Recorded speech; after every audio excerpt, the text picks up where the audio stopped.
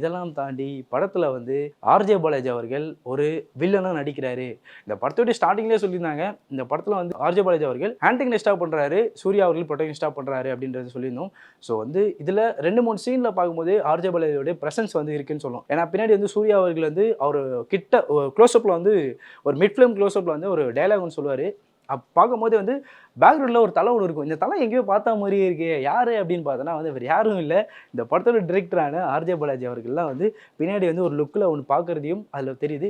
2, 3 scene சொல்லலாம். அதில் வந்து இவங்க 2 பேர் இவர்கிட்ட தான் ஃபைட்டே நடக்குது போல. ஏன்னா வந்து இந்த படத்தில் வந்து இவர் வில்லன்றதுனாலே வந்து நிறைய டைலாக் வந்து சூர்யா அவர்கள் வந்து அவரை பார்த்து பேசுகிறதும், அதில் முக்கியமாக வந்து பேபி டேட் இஸ் ஹோம் அப்படின்னு ஒன்று டைலாக் ஒன்று சொல்கிறாரு.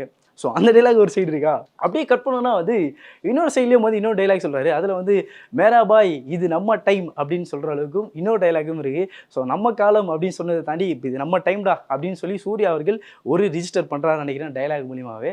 ஸோ அந்தளவுக்கு ரெஃபரன்ஸ் இருக்குது.